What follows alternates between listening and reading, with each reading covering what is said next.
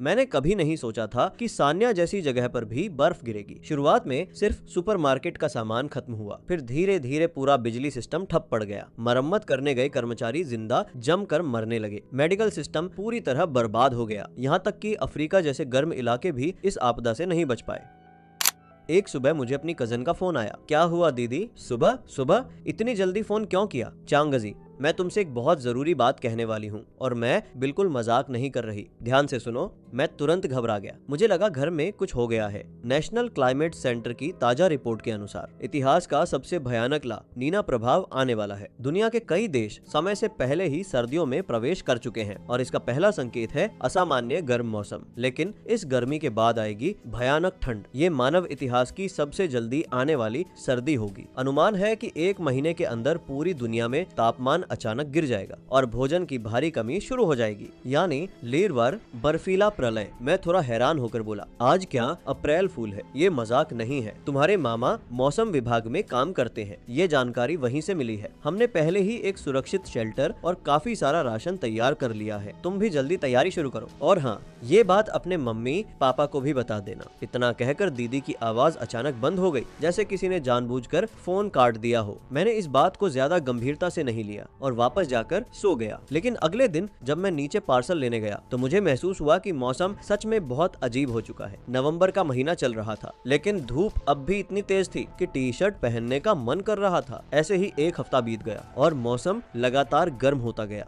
तभी मुझे दीदी की बात याद आने लगी। दीदी ने आज तक कभी मजाक नहीं किया था। मैंने उन्हें दोबारा फोन करने की कोशिश की, लेकिन फोन नंबर अब मौजूद ही नहीं था। उस वक्त मेरे दिमाग में बस एक ही बात आई, अगर ये सब सच हुआ तो। मैंने तुरंत अपनी गर्लफ्रेंड अजेन को फोन किया। उसे कुछ समझने का मौका भी नहीं दिया और सीधे उसे लेकर मॉल भाग गया। हमने रजाइयां खरीदी, हीट पैड खरीदे और बेहद मोटे डाउन जैकेट्स भी। लोग हमें ऐसे देख रहे थे मानो हम पागल हो। अजेन भी मुझे अजीब नजरों से देख रही थी। मुझे उसे पूरी बात समझाने में पूरे 10 मिनट लग गए। हालांकि उसे अभी भी पूरा विश्वास नहीं था, फिर भी वो पूरे दिन मेरे साथ सामान खरीदती रही। मैंने ढेर सारी ऐसी चीजें खरीदी जो उसके हिसाब से बेकार थी। साथ ही मैंने एक बड़ा विला किराए पर लिया जिसमें अंडरग्राउंड बेसमेंट भी था। मैं हमेशा से अपोकलिप्स और सर्वाइवल स्टोरीज का फैन रहा हूँ। मैंने अनगिनत डिजास्टर मूवीज देखी थी, लेकिन जब असली अपोकलिप्स आने की संभावना सामने आई तो पहली बार मेरे अंदर डर और बेचैनी पैदा हुई। मैंने इंटरनेट पर मौसम में आ रहे बदलावों को लेकर एक पोस्ट डाली जिसमें मैंने अपनी थ्योरी और जरूरी सर्वाइवल आइटम्स की लिस्ट भी शेयर की। मेरा मकसद सिर्फ लोगों को चेतावनी देना था, लेकिन कमेंट सेक्शन में लोग मुझे पागल कहकर मजाक उड़ा रहे थे। हालांकि उन्हीं कमेंट्स के बीच एक कमेंट ने मेरा ध्यान खींच लिया। उस इंसान ने बेहद गंभीरता से एक्सट्रीम वेदर के बारे में एनालिसिस किया था। उसका नाम था शान यू। उसने लिखा, बेसमेंट वाला विला चुनने का फैसला सही है, लेकिन अंदर और बाहर दोनों तरफ का 40 एंटी फ्रीज सीमेंट जरूर लगवाना। एंटी फ्रीज लेवल कम से कम 100 होना चाहिए। एक जनरेटर भी बेहद जरूरी है, लेकिन उसके चारों तरफ कंक्रीट प्रोटेक्शन वॉल बनानी होगी। ऊपर वैक्यूम ग्लास इस्तेमाल करना। इन सब के बाद भी घर ज्यादा समय तक नहीं टिकेगा, इसीलिए सबसे सुरक्षित जगह बेसमेंट ही होगी। उसकी बातें इतनी प्रोफेशनल थीं, मानो वह खुद ये सब पहले झेल चुका हो। मैंने एक पल भी बर्बाद नहीं किया। मैंने तुरंत शहर की सबसे बड़ी कंस्ट्रक्शन कंपनी से संपर्क किया और शान यू की पूरी योजना उन्हें दे दी। मैंने एक्स्ट्रा पैसे भी दिए ताकि काम तुरंत शुरू हो सके। मैं जिस विला में रह रहा था वो लगभग खाली शेल जैसा था। मुझे 1 हफ्ते के अंदर सब कुछ तैयार करवाना था, क्योंकि मैंने पैसे खुलकर खर्च किए थे। इसलिए मजदूरों ने सिर्फ 6 दिनों में पूरा काम खत्म कर दिया।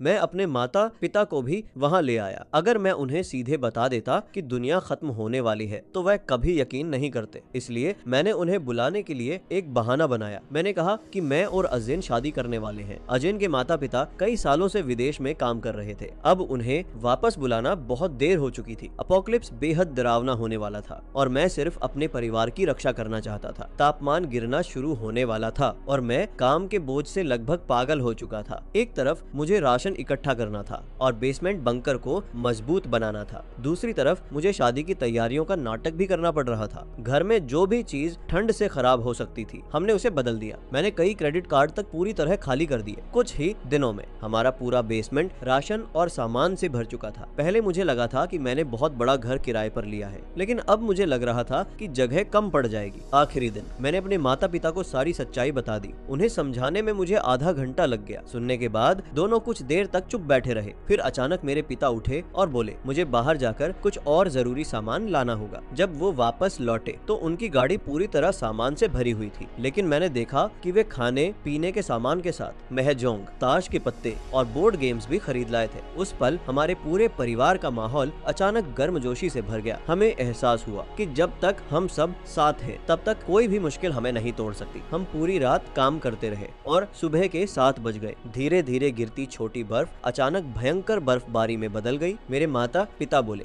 उन्होंने अपनी पूरी जिंदगी में इतनी भारी बर्फबारी कभी नहीं देखी। हम सबने तीसरी मंजिल पर अपने अपने कमरे चुन लिए। जब तक बहुत मजबूरी ना हो मैं बेसमेंट में जाकर नहीं सोना चाहता था। सोने से पहले मैंने एक बार फिर आसमान की तरफ देखा। पूरा आसमान पहले से ज्यादा लाल दिखाई दे रहा था। अगली सुबह जब मेरी आंख खुली तो कमरे में अभी भी गर्मी थी क्योंकि एसी चल रहा था। वाईफाई और इंटरनेट भी अभी तक काम कर रहे थे। समाचारों में बताया जा रहा था कि देश में इतिहास की सबसे बड़ी बर्फबारी हुई है। सरकार लोगों से अपील कर रही थी कि जब तक बहुत जरूरी ना हो घर से बाहर ना निकले। ये बर्फबारी लगातार 4 दिनों तक चलती रही। हालांकि सबसे भारी बर्फ पहले दिन गिरी थी। उसके बाद बर्फ धीरे धीरे कम होती गई। 5वें दिन जाकर बर्फबारी रुकी। इस साल हीटिंग सिस्टम असाधारण रूप से अच्छा काम कर रहा था। हमारे विला का तापमान लगातार 28 डिग्री पर बना हुआ था। मेरे शहर में ज्यादा असर नहीं पड़ा था, लेकिन देश के कई इलाके अब भी भयंकर बर्फीले तूफानों में फंसे हुए थे। इतिहास में इतनी बड़ी बर्फबारी पहले कभी नहीं हुई थी। सरकार ने इस आपदा का नाम ला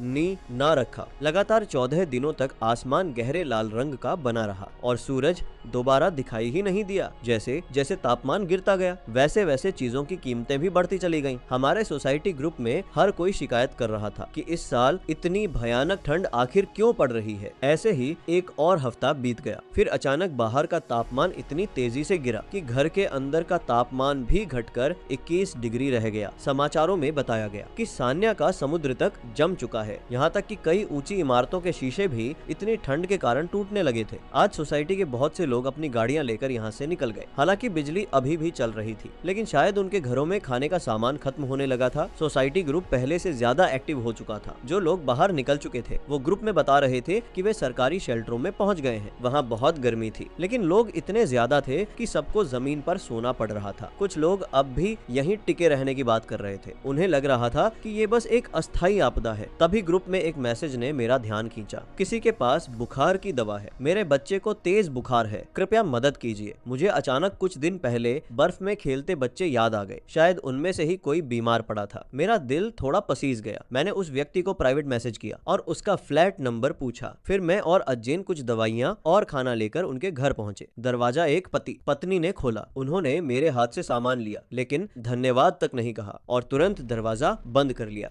मैं और अजैन थोड़ा हैरान हुए, लेकिन फिर बस एक दूसरे को देखकर हल्का सा मुस्कुरा दिए। कुछ समय बाद उस बच्चे का बुखार उतर गया। उस परिवार ने मुझे मैसेज करके धन्यवाद कहा, लेकिन साथ ही बहुत विनम्रता से पूछा, क्या आपके पास थोड़ा और खाना है? क्या आप हमें थोड़ा बांट सकते हैं? मैंने शिष्टता से जवाब दिया, हमारे पास भी ज्यादा राशन नहीं बचा है, आप लोग भी जल्दी से कुछ सामान जमा कर लीजिए। उसके बाद उन्होंने दोबारा कोई मैसेज नहीं किया, लेकिन उसी पल मेरे मन में एक अजीब डर पैदा हुआ। क्या मैंने गलती कर दी? इस अपोकलिप्स में अगर लोगों को पता चल गया कि हमारे पास इतना सारा राशन है, तो क्या इससे हमारा परिवार खतरे में पड़ जाएगा? अजैन के चेहरे पर भी चिंता साफ दिखाई दे रही थी। उसने धीरे से कहा, अब से अगर कोई मदद मांगे तो हमें उसे नजरअंदाज करना होगा। हम अपने परिवार को खतरे में नहीं डाल सकते। कुछ दिन पहले तक हमारा पूरा परिवार हंसता बोलता था, लेकिन अब हर समय हम सिर्फ दुनिया भर की ठंड और आपदाओं की खबरें देख रहे थे। सिर्फ एक महीने के अंदर बाहर का तापमान -40 डिग्री तक गिर चुका था। ये कितना भयानक था।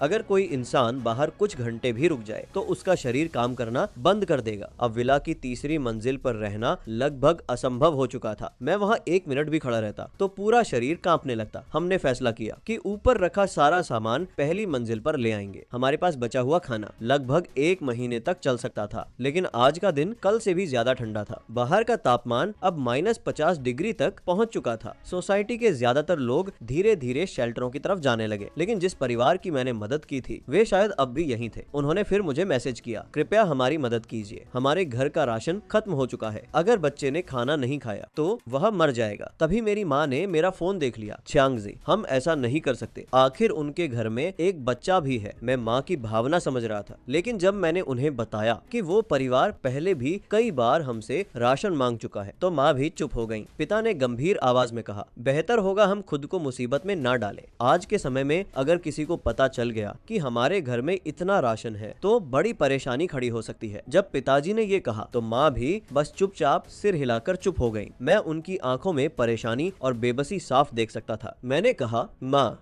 मुझे पता है बाहर बहुत ठंड है, लेकिन सच कहूँ तो बाहर अब भी खाना खरीदा जा सकता है। बस फर्क इतना है कि कोई इतनी बर्फ और ठंड में बाहर जाने की हिम्मत नहीं कर रहा। इसके बाद हम लगभग आधे महीने तक उसी विला में छिप कर रहे। उस परिवार ने फिर कभी कोई मैसेज नहीं भेजा। शायद वो अब यहाँ से जा चुके थे या फिर वे ठंड से बच नहीं पाए। धीरे धीरे मैंने भी इस बात को भूलना शुरू कर दिया। अब बाहर का तापमान -60 डिग्री तक पहुँच चुका था। सोसाइटी ग्रुप में हर दिन मदद की गुहार लग रही थी। अब लोगों को खाना मिलना लगभग बंद हो चुका था, क्योंकि मेरा विला एक अमीर इलाके में था। कुछ लोग तो एक बोरी चावल के बदले अपनी कार तक देने को तैयार थे, लेकिन अब किसी को गाड़ियों की परवाह नहीं थी। इस समय हमारे पास भी सिर्फ 15 दिनों का राशन बचा था। उसके बाद हमें बेसमेंट में जाना ही पड़ता। अब हालत ये थी कि एसी चलाने के बाद भी घर का तापमान सिर्फ 16 डिग्री तक पहुंच पाता था। हीटिंग सिस्टम भी धीरे धीरे जवाब देने लगा। हर घर में खाने की कमी शुरू हो चुकी थी। आखिरकार बाकी निवासी भी शेल्टरों की तरफ निकलने लगे, लेकिन तभी एक मैसेज आया, शेल्टर अब लोगों को अंदर नहीं ले रहा। एक निवासी ने मॉल के बाहर की तस्वीर भेजी। दूसरे ने गुस्से में वॉइस मैसेज भेजा। मैंने फोटो खोलकर ध्यान से देखा। जो मॉल शेल्टर बना हुआ था उसकी दूसरी मंजिल लोगों से पूरी तरह भरी हुई थी। हर तरफ सिर्फ इंसानों की भीड़ दिखाई दे रही थी, लेकिन मुख्य दरवाजे पर ताला लगा हुआ था। शेल्टर अब पूरी तरह भर चुका था। मैं मोबाइल पर ये सब देख ही रहा था कि अचानक एक जोरदार धमाके की आवाज आई। हम सब डरकर खड़े हो गए। आवाज की दिशा में देखा तो पता चला कि शेल्टर बने उस मॉल का शीशा तोड़ दिया गया था। हजारों लोग जबरदस्ती अंदर घुसने की कोशिश कर रहे थे। कुछ ही सेकंड में हर तरफ पुलिस सायरन बजने लगे। लेकिन जब इंसान कोने में धकेल दिया जाता है तो वह किसी कानून की परवाह नहीं करता। लोग सीधे अपनी गाड़ियां पुलिस बैरिकेड्स की तरफ दौड़ाने लगे। जब गाड़ियां आगे नहीं बढ़ पाई तो पैदल ही अंडरग्राउंड पार्किंग की तरफ भागने लगे। पूरा इलाका अफरा तफरी में बदल चुका था। तभी अचानक गोली चलने की आवाज आई। किसी ने फायरिंग शुरू कर दी थी। मैंने तुरंत खिड़की के पर्दे बंद कर दिए। मुझे नीचे क्या हो रहा था ठीक से देखने तक का मौका नहीं मिला। सिर्फ एक रात में ही पूरी दुनिया बदल चुकी थी। सबसे डरावनी चीज सिर्फ प्राकृतिक आपदा नहीं थी, बल्कि इंसानों का बदलता हुआ दिल था। कल्पना करना भी मुश्किल था कि जब कानून और व्यवस्था खत्म हो जाए तो इंसान आखिर कितना पागल हो सकता है। तभी मेरी माँ ने मुझे जल्दी से सोसाइटी ग्रुप देखने को कहा। मैसेज उसी 3 लोगों वाले परिवार ने भेजा था जिसकी मैंने पहले मदद की थी। उसे पढ़ते ही मेरे शरीर में सिहरन दौड़ गई। मैंने उनकी मदद की थी, लेकिन सिर्फ इसीलिए कि बाद में मैंने उन्हें और राशन देने से मना कर दिया। वो हमारे खिलाफ हो गए। अब और देर नहीं की जा सकती थी। मैंने तुरंत कहा, ऊपर का राशन उन्हें लेने दो। घर में लगे कैमरे सब रिकॉर्ड करेंगे। एसी बंद कर दो और उसका रिमोट भी साथ ले लो। अब हम सीधे बेसमेंट में छिपेंगे। माँ और पिताजी ने एक दूसरे की तरफ देखा, फिर जल्दी जल्दी जरूरी सामान समेटने लगे। मैं भागकर विला के पहले बेसमेंट फ्लोर पर पहुंचा। ऊपर से लोगों के दरवाजा तोड़ने की आवाजें आने लगी थी। यहाँ तक कि गोली चलने की आवाज भी सुनाई दे रही थी। मैंने तुरंत तीनों ब्लास्ट प्रूफ दरवाजों को अंदर से लॉक कर दिया। माँ और पिताजी ये देखकर पूरी तरह हैरान रह गए। तुमने तो पूरा बंकर बना रखा है, इसे तो शायद हथगोले से भी नहीं खोला जा सकता। पिताजी की हैरानी देखकर मैं थोड़ा गर्व महसूस करने लगा। जैसे ही हम असली बेसमेंट में पहुंचे, वहाँ का तापमान ऊपर से बिल्कुल अलग था। हल्की ठंड जरूर थी, लेकिन वो जमीन के नीचे की सामान्य ठंडक थी, ना कि जानलेवा ठंड। इस घटना के बाद मुझे आखिरकार समझ आ गया इंसान कितना खतरनाक और स्वार्थी हो सकता है। ऊपर की मंजिल पर अब रहना सुरक्षित नहीं था। पहला और दूसरा बेसमेंट फ्लोर सिर्फ राशन जमा करने के लिए था, जबकि तीसरा बेसमेंट फ्लोर हमारा रहने का असली स्थान था। हम नीचे तीसरे बेसमेंट में पहुंचे। वहाँ कुल 6 कमरे थे। 4 कमरों में राशन भरा हुआ था, बाकी 2 बेडरूम थे। यहाँ तक कि लिविंग रूम और किचन तक में खाने पीने का सामान रखा हुआ था। चावल, आटा, खाना, हर जगह सामान ही सामान था। तीसरा बेसमेंट फ्लोर सबसे ज्यादा गर्म था। ऊपर से मैंने जो इंसुलेशन और प्रोटेक्शन करवाई थी उसकी वजह से यहाँ का माहौल लगभग पतझड़ जैसा आरामदायक लग रहा था। लेकिन ला नीना अपोकलिप्स अभी बस शुरू ही हुआ था। अगर आगे कोई और समस्या आ गई तो हमारे पास पीछे हटने का कोई रास्ता नहीं बचेगा। कौन जानता है भविष्य में तापमान और कितना नीचे जाएगा। -70 डिग्री तक पहुँचने में शायद अब ज्यादा समय नहीं बचा था। आज खाने में सिर्फ इंस्टेंट नूडल्स थे। ताजे फल और सब्जियां अब भी ऊपर रखी थीं। मैंने मोबाइल पर सीसीटीवी कैमरों की फुटेज खोली। हमारे घर का मुख्य दरवाजा पहले ही तोड़ा जा चुका था। ऊपर लोगों की भारी भीड़ जमा थी। किसी के हाथ में हथौड़ा था तो किसी के हाथ में कुल्हाड़ी। वे लोग ऊपर पड़े राशन को लेकर आपस में ही लड़ने लगे थे। और तभी मैंने उस परिवार को भीड़ में देखा जिसने हमें धोखा दिया था। यहाँ तक कि उनका बच्चा भी उनके साथ आया था। जिस बच्चे की मैंने जान बचाई थी वही अब चुपके से मेरे पिता की खरीदी हुई सब्जियां अपने कपड़ों में छिपा रहा था। हालांकि हमारे पास राशन की कमी नहीं थी, लेकिन ये सब देखकर अंदर से गुस्सा आने लगा। तभी वो औरत जोर से चिल्लाई, मैंने ही सबको यहाँ बुलाया है, इसलिए राशन बांटने का हक सबसे पहले हमारा है। कुल राशन का 40% हमारा होगा, बाकी 60% तुम लोग आपस में बांट लेना। वो औरत घमंड से सामान उठाने आगे बढ़ी ही थी कि तभी एक भारी भरकम आदमी ने उसे जोर से धक्का दे दिया। चुप रहे धोखेबाज औरत, क्या तुझे लगता है हमें कुछ पता नहीं? उस लड़के और उसके परिवार ने तुम्हारी मदद की थी, तुम्हें दवा दी थी और बदले में तुमने उन्हीं को धोखा दे दिया। ये राशन हमने ढूंढा है, अगर हम ना आते तो तुम्हें इसके बारे में पता भी नहीं चलता। एहसान फरामोश कहीं की, हम उनके घर का सामान ले रहे हैं, कम से कम इसे उनके परिवार की मदद समझकर चुप रहो। उस औरत की दर्द भरी चीख पूरे घर में गूंज उठी। लेकिन आखिर एक परिवार इतने लोगों का मुकाबला कैसे करता? कुछ ही देर में पूरा परिवार बुरी तरह पीटा गया। उनके चेहरे सूज चुके थे, नाक से खून बह रहा था और अंत में उन्हें कुछ भी नहीं मिला। वे लोग रोते हुए वहाँ से भाग गए। मैं सीसीटीवी फुटेज देखते हुए ठंडी हंसी हंसा। जैसी करनी वैसी भरनी। लेकिन तभी मुझे अचानक कुछ गलत महसूस हुआ। ऊपर मौजूद लोगों ने अब हमारे असली बेसमेंट के दरवाजे को ढूंढ लिया था। मेरा चेहरा तुरंत गंभीर हो गया। स्थिति खराब होती जा रही थी। वो लोग कुल्हाड़ियों और हथौड़ों से दरवाजे पर वार करने लगे, लेकिन दरवाजा जरा भी नहीं हिला। मैंने सोचा शायद अब वे हार मान लेंगे, लेकिन मैंने अपोकलिप्स में इंसानों की सर्वाइवल इंस्टिंक्ट को बहुत हल्के में लिया था।